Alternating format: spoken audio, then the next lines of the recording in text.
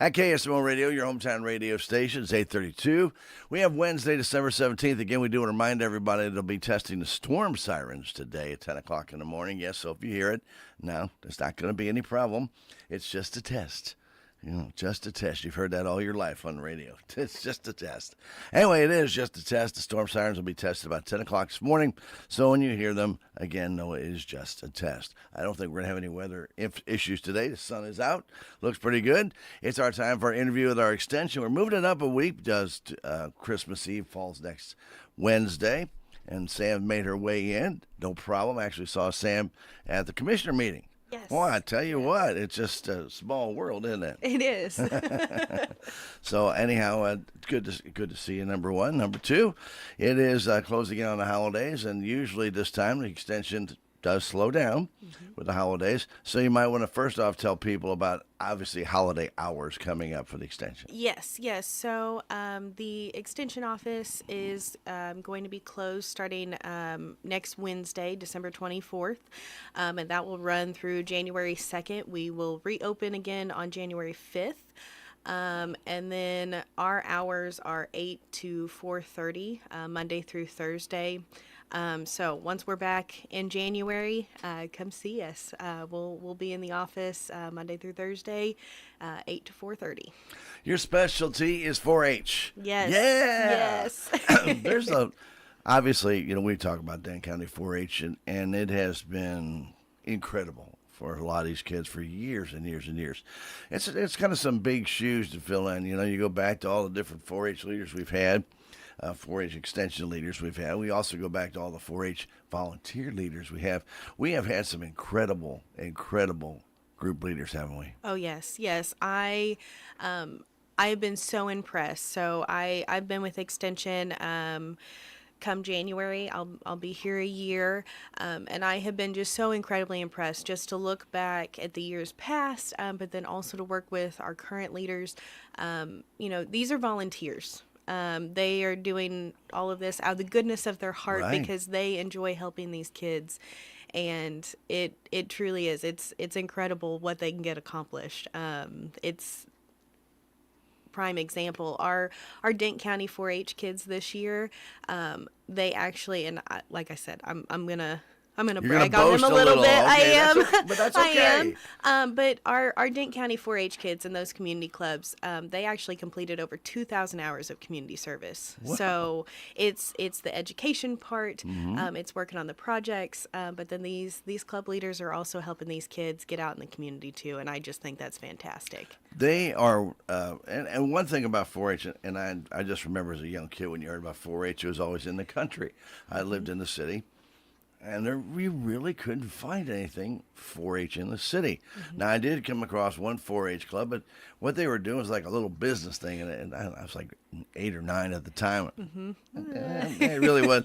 I mean, I didn't want to do business. I was trying to get more rounded into the agriculture. I didn't really know anything about it. My dad had a little garden, and that's good. We weeded it. We pulled all the stuff. We had to go out there and take care of it.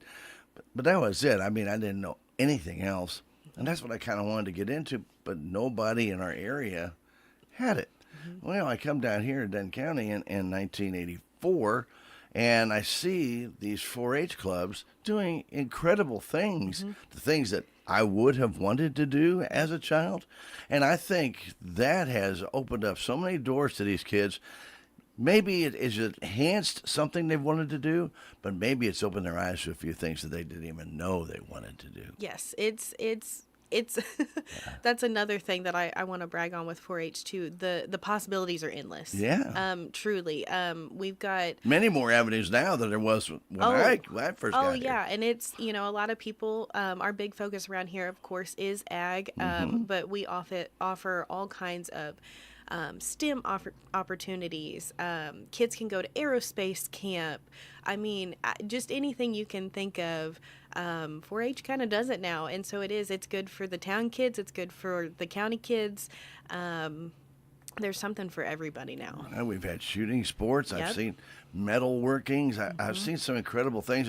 And one of the things that I hope people do ever take advantage every single year is go out to the youth building out there at the Commons when the kids get their stuff out there and take a look at some of the talent that we have that these kids put on display during that small window at the expo. But it's incredible. And the imagination. Where do these ideas come from? I don't know. Yes. But then they actually put it into motion and make it come alive. Yes. And that, Sam, is the most impressive thing. I mean, I can visualize something. I don't have the artistic talent to make it come alive. I know people who do, and I admire them, and I can't. I wish I could do it, but I can't. But I can do other things that they can't do. Yes. Maybe they admire the way I do things. That's why my mom always told me years ago, don't ever tell somebody that they're useless because they can probably do something you can't do. Yes, yes.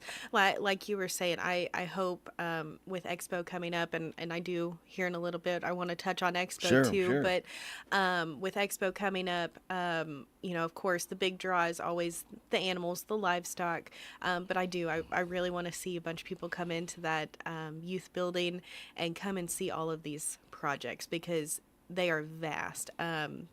And these kids, they're working hard on it all year, and they are so incredibly creative. We had so many kids this year get selected to go to the state fair. I packed up all their stuff, and we took it to the state fair. My truck was loaded down, the whole bed, the whole cab. We had so many projects, and I think we had close to 30 projects that went That's this great. year. So That's fantastic. I was really impressed by the kids. They really they put their heart into these projects. They get very excited about it, and they really do quality work. They do. And the neat thing about 4-H is they go to their group leader, might tell them what they want to do, and the group leader will help them, but they may actually find somebody else who's not a member of 4-H, who's maybe even outside the realm, maybe not even in our county, to come in and maybe even help that person try and get their project done. Yes, That's so what is so cool about 4-H. it is, and so that's something I'm kind of glad you brought that up. It made me think. Eric Mush and I, the livestock specialist at the extension office here in Dane County, he and I helped to organize with Brad McCord, who has come down, and he's been a judge the last few years for our cured meats. Right. And we actually organized with him, and he was able to come down and do a workshop with the kids initially back in the spring. That's cool. And show them how to properly cure their hams. And then Brad was even gracious enough. He came back like the week before Expo and showed the kids how to process their hams so they were ready to go for a presentation in the building and to the judges. So it is. We rely very heavily on those in the community and the project leaders and all of that. But we are always welcoming anybody that wants to come in. If you're an expert in your field of whatever it may be, contact me. I'm sure I've got a kid that would love to pick your brain. Well, absolutely.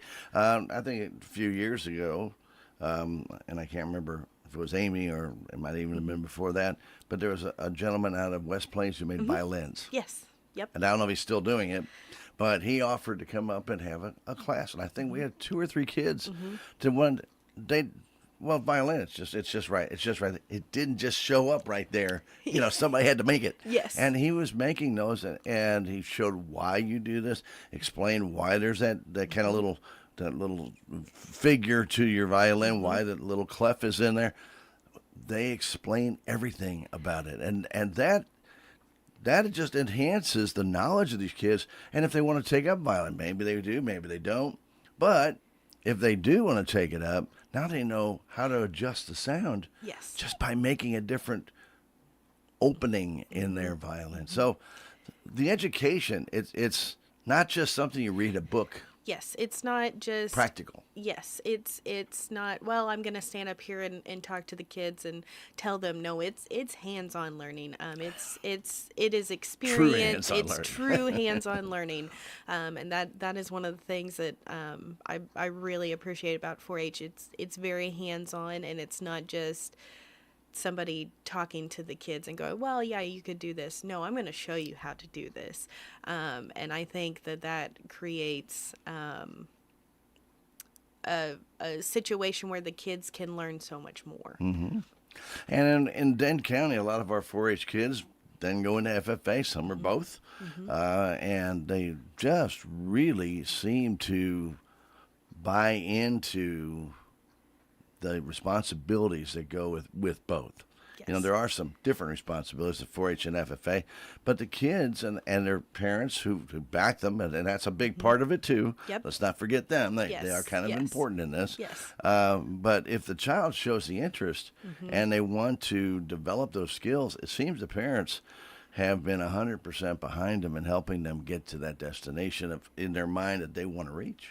It is. It's I have parents calling all the time and asking questions, you know, what can my kid do with this? And, you know, how can we get involved in this? And it's honestly, it's exciting to see so many parents so excited, because I think they also see that, having their kids in 4-H, that is going to help their child be a leader going forward. It's going to help them stay involved in the community, and it's going to give them skills and knowledge on things that otherwise they may have not had the opportunity to. And so that's pretty exciting to me. But 4-H keeps the kids busy. Yes. You know, they're not sitting around on their phone. They're not. You know, years ago when you sat around, you didn't have a phone. You'd read a book, or you'd go maybe do a little exploring because, you know, I was one of those kids. If I was bored, I'd go out and I'd go find a park, and I'd explore the park. Never been to that park before. Yep. And I'd just go walk the park. Yep. Somebody said, "Well, that's boring." Well, it might be boring to you. But It's not boring to me. Yes. Because I want to see what's in that park. Yep. And you know, and people think, well, that doesn't sound like a very exciting time. Well, if you've never gone and walked Topsock Mountain, if you've never gone and walked some of the trails, the Ozark Trail, if you've never done it, how would you know? Right. How would you know what's out there? Yep. You know, and everybody thinks they see everything from the road, Sam. Oh, that's not true. And the more you get on interstates, the less you see from the Yes, road. yes. And you really need to go on these back roads and see some of these incredible things, Department of Conservation areas that are out there that you may not even know exist, and they're coming off a county road. You don't know they're there. If you've never been there, you don't know they're there unless you go look for it. And this is what I think about 4-H. They open the eyes of these children to immense possibilities. Yes. It's the sky's the limit. Yeah. Whatever they want to dream, whatever they want to try to do, let's try to do it. They may find that, you know, maybe they didn't like that as much as they thought that they would. Sure. Okay, let's do a different project next year.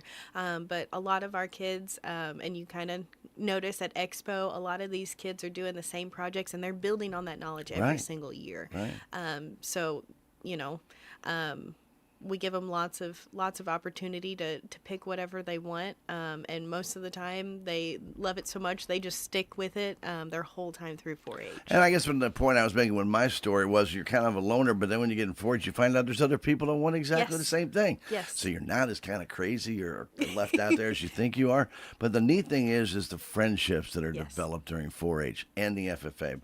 These kids are friends virtually for life, aren't Yeah. they? Oh yeah, they are building such strong relationships because it's not just, oh, I'm going to go to the meeting and I'll see you once a month. They are doing things throughout the entire month, throughout the entire year, working on their projects together. I know a lot of kids, if they've got steers or something, they're working on their washing, they're blow drying, they're going out and walking their steers together. They're teaching each other how to show, or if it's something like the welding projects, a lot of these kids are getting together and they're practicing their welding. And so they're building these relationships. It's not just a once a month meeting and I'll see you next month, and Yeah. We'll it's spend our hour next month over here. Yeah. right. They are working together all year long, and getting to know one another and getting to know what everybody else in the club also enjoys. And then they go, well, hey, my friend liked doing this last year. I want to do it with him this year. So They are. They're building those relationships too. And you were talking earlier about the expansion of 4-H and different things. Does that become a challenge? Because I mean, you have to try and keep up on this and offer all this, but you may not have those people in Dane County that have any expertise in that can really help those kids. Is it a challenge for you to try and find those people? It can be. It can be a bit of a challenge to find those project leaders, especially when a kid comes up with something that we've never done before. So we never want to tell a kid like, absolutely no, we're not going to do that project at all. Myself and the club leaders will try to find somebody that will serve as a project leader. They may end up having to be a countywide project leader. Sure. But we do make an effort to try to be able to offer a lot of different things. But I won't lie, it's a little hard sometimes to find a specific project leader for a very specific project that maybe hasn't been done before. But it's not totally out of the question. Has there ever been thought about putting a database together from Missouri 4-H that would maybe have all those people that can offer those kind of services? I mean, it would be out there to say, you're in Dane County and somebody in St. Louis can offer this, and you just need to contact them and say, hey, can you come down and teach this? Would it be possible to do that? I think it potentially could be. In my time, I mean, I've only been around about a year now. You didn't change the wheel, did you? I was about to say no, I haven't yet. But nobody has ever really talked about that. But we do have a really good network with the other YPAs and specialists within our region. So I think if there was somebody willing and able out there, I think we could get it done. I mean, you've been at it a year, and of course, obviously, people should know sign up for 4-H usually occur October 1st Yes. and go through the end of the month. And it's all electronic now. Yes. So that's another change that's happened in the last few years. Mm-hmm. And I do remember when Linda first came in and said, they're going to go electronic. And I said, there's going to be some people here who don't like it. I said, well, I'm sure they are. It'll be, it's not going to happen tomorrow. That's it. But, Yes. it took a few years, but pretty much the paper and things are down. But if somebody is electronically challenged, though, you guys can help them. Oh, yes. Yep. You can stop by the office. I do still have those paper forms. And then we can sit down and I can help you work through the online side of it. But we do still offer other options because we do understand if you don't have good internet at home or no internet or at no home. internet at home, stop by the office. We're happy to help if you want to be a project leader or get involved in some way, some shape or form. Stop by the office. I can get you the paperwork. I can walk through the whole process with you. You don't have to try to go it alone. And I remember the first time it happened. I think Linda came back and she's kind of like under her breath because they were having issues with the site. Okay, Yes. and it does happen. Yes, and they're trying to launch something for the first time. Yeah, Yes. You got to find all the glitches and the bugs. Yes, I was about to say, and there's still even this year. There's been some bugs, so I appreciate all the parents kind of hanging with me as they try to get their kids registered this fall because there were still some bugs, but I guess that's to be expected when you switch everything online. So tell me the ages of most of the kids in 4-H around Dane County. Yeah, so we have Clover kids, which are 5 to 7, and then our 4-H members are 8 to 18.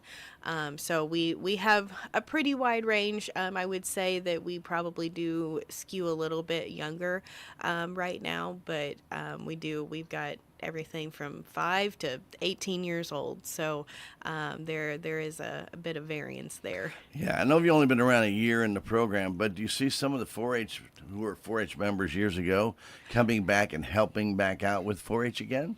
Yes, so I definitely see those older members now, the high school age kids. They're serving as teen leaders. They are helping with projects. They are serving as officers in their clubs, so they are definitely they're getting involved as they get older. They're serving in the 4-H council, etc. Like they're not just going, oh well, I'm too old. I'm not going to do this anymore. They're coming back and going, hey, I still want to be involved.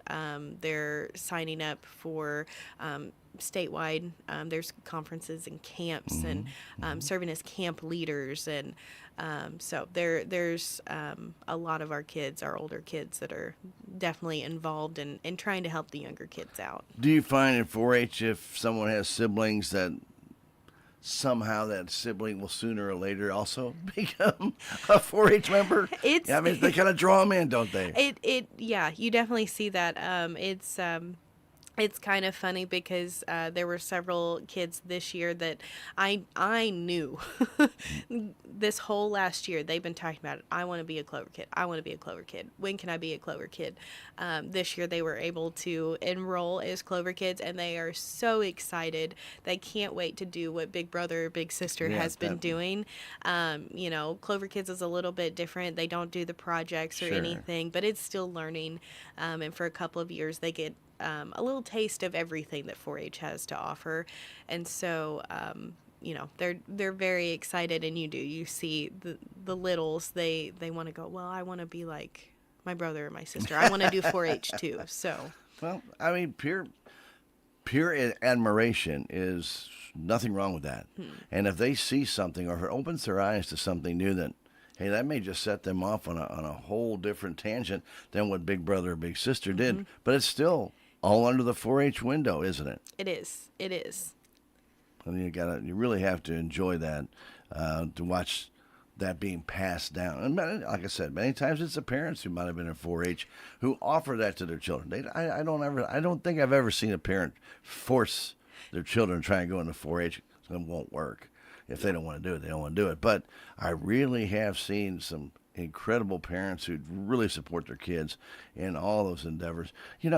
We have to give a big shout out to the parents. Oh, yeah. I mean, for 4-H, FFA, all those extra time-taking, very time-consuming projects that they help their kids with, whether they have to take them somewhere or have to be there for that. I really admire the parents that really do take the interest in their kids to try and help them learn more, advance to the next level, whatever it might be. So a big tip of our cap and a big Merry Christmas to all those parents, because without them, backing these kids, the kids will be lost. Yeah. They'll never get a chance to do what they want to do. Oh yeah. Yep. I agree. If it weren't for all the supportive parents in the county, our Dane County 4-H program would look a lot different. And it is, because those parents, they're having to take the kids to the monthly meetings, but then they're having to take them to all the project meetings. And then if they're going to get a livestock animal, they've got to go and pick out that livestock animal. And then take care of it. And then he'll take care of it. And so yeah, it definitely would not function the way that it does, and as smoothly as it does if it weren't for the parents. Do you see any changes coming up for 4-H? Not just in Dane County, but maybe in the overall program? So, probably more things being offered all the time, I assume. Right. Yeah. So, specifically here in Dane County, of course, traditionally, our community clubs are like our bread and butter here with 4-H. They're rock solid, aren't yes, they? that is our big piece here in this county, but something that we are trying to expand a bit more is with our spin clubs, which are special interest clubs. Those are clubs that they're focusing, they're like very hyper focused on just a couple of things. And it's usually led by somebody that is an expert in their field, kind of like what we've been talking about. Sure. And then also our in-school and after-school programs. I did a little bit more of that this year. We actually reached 300 kids with our in-school and after-school programming. So that was pretty exciting. We actually, here in Dane County, with 4-H as a whole, with our community clubs and our school programming, we doubled our reach this year. Wow. So that was pretty exciting. Well, you can boast on that too. I'm pretty excited about that. Now, I'm not going to tell you that we're going to double again this coming year, but I would like to see. A lot of work, Sam. It would. I don't know if I have enough hours in the day, but I would like to see it continue to grow, and so try to get more in the schools. This past year, in the spring, for example, I did embryology. We reached 75 kids with that programming. We were over at William Lynch with some kindergarten classes. We were out at Dent Phelps with some 3rd and 6th grade classes. this coming year. We would really like to expand that again. So if you're a teacher out there and you're interested in having embryology, contact me. Call the office. I would love to set it all up. The kids actually get to have their own incubator in the classroom, hatch their own eggs. Then once those eggs are hatched, they actually get to keep the chicks for another week. Wow. And so they go through the whole life cycle.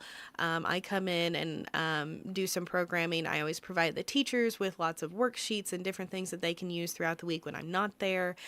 So that's a really fun program. We've got tons and tons of programs. We probably have over 100 topics that we could cover in schools. So that's probably one of the things like specific to Dane County that we're trying to do. Our community clubs, they are strong. They are staying consistent. I'm obviously still a resource to them, but trying to expand a bit more into the schools too is really important. We want to be able to reach even those kids that are not in the community clubs. Well, those community clubs, though, by the way, a big tip of our cap again to those club leaders. We have had some incredible club leaders that have been around for a long time, and a lot of them, I can't even, like Sharon Schaefer. So I think she did it for like 45 years. You know, you look at somebody like that who's dedicated to the program, and a lot of these club leaders have that same dedication. Not taking any away from Sharon, because she was pretty incredible. But yes. Sharon actually got inducted into the 4-H State Hall of Fame this year. She should. Yes. She probably was there when the first one was crashed. But anyway, but such a genuine lady. She is. Who she is. Loved kids, but loved to see them grow and loved to see them excel. And you know, you could see it in her face when a kid did something great. You know, I think she was just as excited as the kid was. Yep. You know, and that's the neat thing about these leaders. They really support those kids. And that's the key to being a club leader. But we have had some incredible club leaders over the years, and I take nothing away from them, because the strength of our clubs has been those leaders. It really is. It definitely reflects well on our county, because we have always had really exceptional club leaders.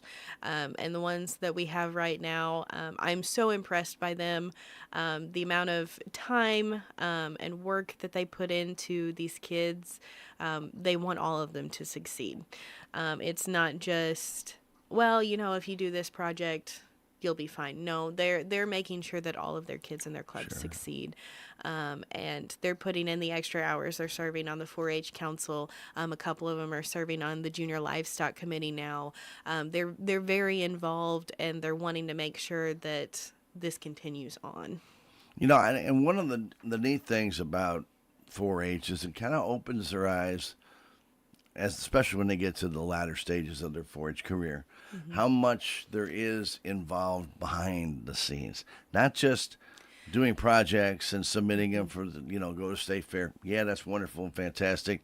But all the work that people like you do, the Junior Livestock Committee does, to try and help these people. And then they hopefully will become, like you're talking about, members of those committees to continue that tradition. Yes, and that is our hope. And like you said, the Junior Livestock Committee, we've been hard at work. And for those that don't know, the Junior Livestock Committee has a representative from each 4-H club in the county. And then myself and Eric Mush also serve on the committee. And then FFA advisors Heather Johnson and Dalton Sanders.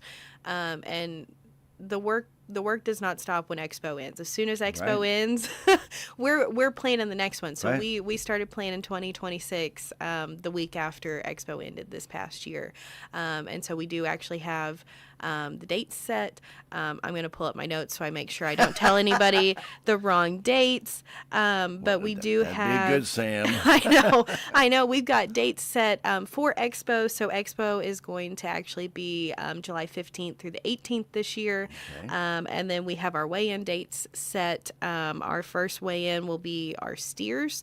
That is February 21st. That's not that far away. It is not that far away. It is coming up, kids. Don't forget. Hog weigh-ins are March 21st, and then our lamb and goat are April 25th. And then another big one is SMQA. That's going to be scheduled February 24th. That'll be in the evening. Okay. So we've got lots of things in the works. The livestock committee, like I said, the work doesn't stop, and so we started again as soon as the next one was Sure. done. We have been making plans for the awards for this year. We're kind of getting our game plan together for this spring.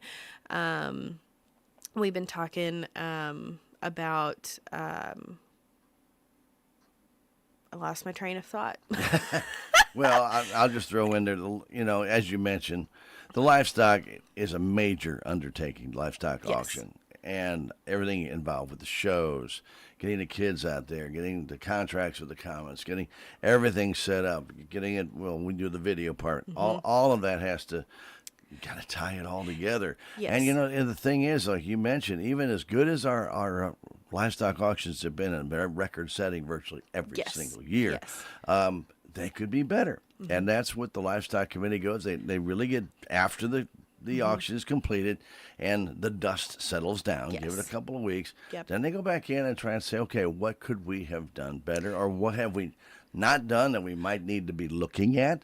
That's when it all gets started, doesn't it? Yes, and that's what we've been doing this fall and going into winter. Starting in January, of course, it's like all hands on deck. We're really getting into Expo, but the last few months, that's what we've been kind of working through. Is okay. Here's some of the things that we see that could be improved upon. How do we improve that? And then how do we get a plan together so this spring, when it's time to start reaching out to vendors, it's time to start reaching out to sponsors, anybody that wants to be involved, judges, what can we have prepared and ready to go when that time comes? And just another quick thought as I'm sitting here talking, if you do want to be a sponsor or a vendor, or you want to be involved somehow, you want to serve as a judge in the youth building, whatever that may be, if you have an interest in being involved with the expo, stop by the office, leave your contact information. That way I can contact you this spring. I'll start sending out letters. I'll start making some phone calls. I may even stop by your business and come visit with you. But I want to make sure if anybody wants to be involved, I want to make sure I've got your name on my list, and you'll be hearing from me this spring. It'll be a little easier this year. Last year, your first year, it's a whirlwind, isn't it? Yes. Yeah. And it was because I didn't have the planning time that we've had this year. I started January 6th, and I think my first livestock committee meeting was maybe that Tuesday or something. It was very, very quick, and so I just kind of got thrown into it. And it was like drinking from a fire hose a little bit. Sure. Here, but- Sam, here's what you have to do. Boom. Yeah. You know? And none of it was like it was difficult things, but there are a lot of There's a moving lot. parts with this expo, and I think that gets maybe a little lost sometimes because we've been doing it for so long. Everybody thinks, oh, it just kind of runs itself, but it does not run itself. It does not. It does not. It takes a lot of work from the entire committee to be able to pull off something of this size in our county, and I haven't been to any, but from what I've heard, most surrounding counties don't have an expo or a market sale like we do. No. So we want to keep that going. That I think that's really special for the kids and a great opportunity for them. I agree with him. Now, I know there's other extension stuff you have to talk about today. So I know now sign up for Extension Council. Yes. And then we got the voting coming up in January. Yes. Again, let me pull up my notes here because I don't want to tell anybody the wrong date. Good idea. Very smart girl. Yes. I brought my dates along with me. So the Extension Council member election, that the voting will start January 12th, and it will go January 12th through January 16th. That'll really be here in a hurry. Yes, very, very quickly. So be on the lookout for that. You can stop by the office to vote, or you can get online. Mm-hmm. You can go to extension.missouri.edu/counties/dent, and you'll be able to vote online. If you need that link, also call the office or stop by. Sure. I can get that to you, but we do have the option. You can vote online, or if you'd like to come by the office and Get vote the paper. at Yeah. the You yep can still yep do paper. yep you can still do paper, but that'll be January 12th through the 16th, and so it's really important. I hope a lot of people vote on these council member seats, because these council members also work really Oh, hard. yeah. Their And get paid jobs nothing. exactly, it is an unpaid position, but they work with our extension specialists to work on Mm-hmm. programming. They also work on the budget and the financial side of things. They are the ones who provide the personnel that carry out all the extension activities. And then they're the ones who are kind of organizing everything with extension in the county. And so their job is incredibly, incredibly important. It's not just come to a meeting once a month and okay, see y'all Yeah. later. It's kind of Kind of like like our 4-H. exactly. It's kind of like our 4-H clubs here. Their jobs are very important. So make sure the I think the ballots are going to run, if they haven't already run in the paper. They will here soon. I forgot to ask Janet when they were going to run. They usually get inserted in your roll today one time Yeah, as well. So yeah. they'll be coming out if they'll be coming out soon. I was about to say that all of that will be coming out soon, so everybody can see who is actually on the ballot. And then, like I said, voting will happen come January. So please get out and vote. Yeah, so we can start planning for another year with the Extension There Council. you go. Gotta have the board members before you can really start make plans. Yes, and that's we've been talking when you said earlier, saw each other at the commissioners meeting. So for anybody that doesn't know what the extension office, like how we function, Sure. so it's a community partnership. So it's in partnership with the commissioners. It's in partnership with the Extension Council. With the city. With the city. It is very community focused. Like it is programming that comes from the University of Missouri, but it's based on what you guys need here in the county. Right.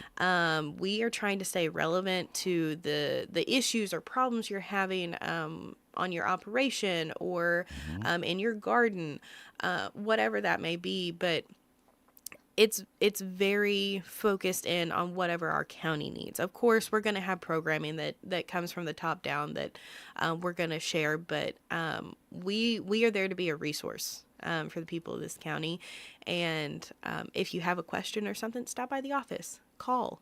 We're happy to help. There's a lot of different things the extension office does. We've talked about it before. If you find a bug you've never seen before, Yes. get it in a bag, bring it up there, and if you can take pictures of it, whatever, and they can get you an answer as to what it is. So if you don't know, Yep. I mean, I had one I found in my house. I've never seen this bug. I've never seen one outside, much less in my house. And I actually took it up there, and they said they don't know how it got here, but it actually comes from Mississippi. And, well, we had that year, we had all the tornado Yes. activities and And hurricanes so, that yeah. probably got up in a wind. Yep. Or maybe came in on a truck, somebody from there, and then flew off. Who knows? Yep. But it was no harm to my house. No, But I but didn't know. you didn't I'd know what it never was. seen. Yeah, Yep. I'd never seen it before. So yeah, and it costs you nothing. Doesn't Yes. cost you a thing. No. So there's a lot of the different services the extension does offer to you that have no cost whatsoever, or very, very low cost. Very Hay low. testing. Yes, I was you going to know, say soil testing, things yep, of that nature. Yep, hay testing, soil testing. We do some equipment rentals. Like you said, the insect ID. We also do plant ID. And then if you need your pesticide certification, which I've fielded a couple of calls here lately, that people are getting letters that their pesticide applicator Right. license is due, and so call the office. Janet would be happy to tell you when the next training is going to be. But we offer tons of resources. Right. And like you said, hay testing, soil testing is a big one. We we get a lot of folks that come in for that, but we do offer other things as well. Right, and you mentioned the pesticide training. Make sure that you keep up to date on that because there's been some tweaks to that. And so, commercial pesticide training is Yes. one thing, residential or agricultural is another. Yes. So, again, make sure you know which one you need to take. Please contact the office, 729-3196, Yep. 573 area code. Got to do that sometime Yes. now. Anyway, but just call them and they can help you out. They can tell you when the next one or two will be. And they don't have to attend the one in Denton County. It's a pesticide training. You can go Yes. anywhere. Yes. Yep.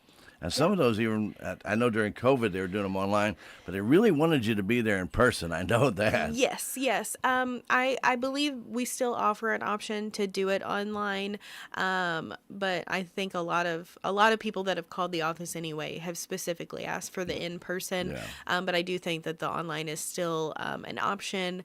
But they do kind of want you to be in the office to do that with one of us there with you. Yeah, I know that. I think I've been 2 years ago, Sam. They changed the pesticide book. It used to be the same book for a long Forever and time. ever and ever. Yep. And they said if you have the book, you don't have to pay for it. Otherwise, it's $5.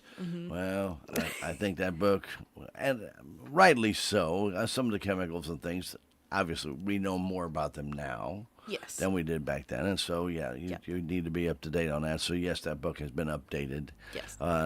Possibly even changed in a few areas. So, again, contact the office, 573-729-3196. There is a treasure trove of different things there. Also, the extension will help you with forestry, your woods management, different things of Yes. that nature. Yes, you can contact the Conservation Department, too. Get the wealth of information we have in our county. Yes. It's available to you. And again, 95% of the time, it's of no cost. And if there is a cost to it, it's very minimal. Yes, yes. And the thing too, kind of talking about, we do offer so many things. We only have a couple of specialists that are housed directly in the Dent County office. Sure. They do serve other counties, but kind of, I guess the good thing with that is that we also have specialists that are housed in other counties that serve our county. So if there's somebody in our office that can't answer your question, we can for sure find somebody that can. So if you think, well, it's not a livestock, it's not, community development related, it's not 4-H related, that's okay. Still call the office, and we will get you in contact with the person that can answer your questions. Very good. And the community garden, and we're still doing the community garden, correct? Yes. I don't know exactly what their plans are going into this year. So And we'll be hearing from them I was about soon. to say you'll be hearing from them. But if you're curious about it, you can contact the extension office, Yep, and yep. they can tell you. I know Tom and Charlie have done a good job with yes. that, and they would love to hear from you if you're interested in having a plot out the community garden, which is behind the Methodist Church out there. It's an opportunity for you to get your hands dirty a little bit. Yes, yes. And grow something. Maybe you have no room to grow it at home, or maybe you're in an apartment. You have no room to grow it at home. Absolutely none to dig up your yard and stuff. But it's still an opportunity for you to grow your own food or grow your own flowers. You can do that. You can do that too. And and then maybe transplant them, take them home, put them in your windows, maybe window boxes, things of that nature. So it's a great service again offered here in Dent County. Not everybody has a community garden. Right, right. Another thing, just kind of as we're talking, I've talked a lot about, all the services that we offer, but we do offer educational things for adults Oh, yes. as well. We offer different workshops and seminars. Grassland training, Yes, yes. tree forestry channel. Oh, yes, Oh, yeah. yes. Wordak is There's- a busy place. I was about to say, you can visit Wordak. Eric hosts a lot of events around here focused on And grazing. Gatlin Button out there and- does a tremendous job. He really does. Yes. And if you're interested in taking a tour of Wordak, and maybe you've never been out there, Yep. Yep. which I find hard to believe. That most people I know haven't been anybody out. that lives around here, surely you've been to Wordak, but it's I never got a tour. And I talked to Really? Gatlin. Yeah, I talked to Yeah. Gatlin. He said, he goes, yeah, kind of, if you want to do it, wanted to do it in November. I didn't get a chance to do it, but I said I'll schedule time off time so Yes, that yes. we can actually spend some time. And he can show me the different things, and then he goes, "Yeah, I'll be glad to take you on a tour." Yeah. So you've got people who want you to be educated. Yes, and WordAct is so neat because obviously people know like it's a farm, but research is going on, so you can go out there and actually see research that's being conducted, and I'm a big maybe research nerd a little bit, um, but I find that really neat that you can actually see the work that goes into hopefully someday finding something that will improve your operation in some way. So WordAct is pretty neat. I enjoy going out there. Yes, and then agricultural, forestry, they do a lot of different things there. And crop rotation, I know they've worked on different types of crops and different things and see which is the best for your land. I mean, it's been going on for years and years and years, but they've really found some good stuff out there. Yes. And when I know last time we talked with Gantlin, he was talking about the record keeping. He goes, it's tremendous, and Yes. you just don't have one experiment going on. No, He it's multiple at the same has time. A number of them, so he Yes. has to kind of go up to date and update every single one of those. Maybe not on a daily basis, but definitely during the week, 2 or 3 times. He has to go and check the different things. I mean, it's pretty exciting, and he really seems to love it. It is. We're very fortunate Oh, to yes. have something like WordAct right in our backyard. Not every county has something like that, and so I would encourage anybody that if you have the opportunity, if you see that there's going to be an event held out there, make plans. Go and attend. Go see WordAct and see what's going on. Sounds like a winner. Yeah. Anything else, Sam? I think that's it. I've You covered a covered a lot of lot. ground today. Well, you're the last interview for me from the extension this year. Well, It's just the way there it we is. go. Go out with a bang, right? You betcha. Well, we do appreciate you kind of rescheduling things, but I figured you probably want to do it this week Yep. rather than on Christmas Eve. Yep. So, No, this works but perfect. we do appreciate you making the time to come in, spending some time with us. If anybody has any questions about 4-H or any of the other things that you've heard today, please call the office 573-729-3196. Usually open Monday through Thursday. Yep, correct. Not open on Friday. They're on the second floor of the Judicial Building. Yeah, those stairs are still Yep. steep. They have not changed those. But if you can't make those stairs, please call the office and Yes, they can we'll- come down and Oh yeah, and we can help meet you downstairs, whatever you might need, or if you just want to sit and visit downstairs. There you go. We're happy to come down and do that because we all understand the stairs are a little rough. They've been around a while. yeah, yeah. They really have. Yeah, I remember my first time going upstairs. I said, wow. Wow, there's a lot of them. Well, so it's enclosed, so it makes you Yes. feel even tighter. Yeah, So I agree. anyway, but nonetheless, so it's still easy access It as is. long as you have no mobility problems. If you Yes. do, If you we do, understand. just call Yeah, us. just We'll call. come downstairs and meet you. Absolutely. Sam, you have a very Merry Christmas and Yes, you Happy too. New Year. Looking forward to 2026 Yes, in yes. 4-H and livestock and, boy, all the different things that are going on and see what the extension can do. We wish you the very best on your budget request. I know Thank that's you. kind of one of Thank the you. reasons why you were there, talking with the commission and Yep. trying to find additional funding. We do, you did mention a lot of these services are free or Mm-hmm. very low cost, and a lot of that is because our commission, our city, and the community partners help out. Yes. So you don't have to pay it.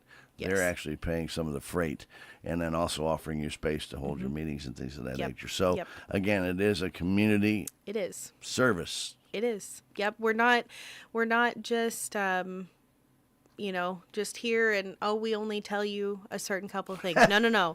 It's community. We only tell you what we want you to know. Exactly. It is. There's community buy-in, and it's based on what is the need in the community. So, it is. It's super community focused. Fantastic. Again, thank you very much for coming in and spending some time you're with us on KSMO. AM 1340, FM 95.7. We also stream our interviews on KSMOradio.com, KSMO Stream Facebook, and KSMO YouTube. Sam, again, happy holiday season to holidays. you. Good luck to you in the holidays, and good luck next year with 4-H. I know it's going to be a busy year. It is. It is, but we wish you the very best, and thanks again for coming in on KSMO.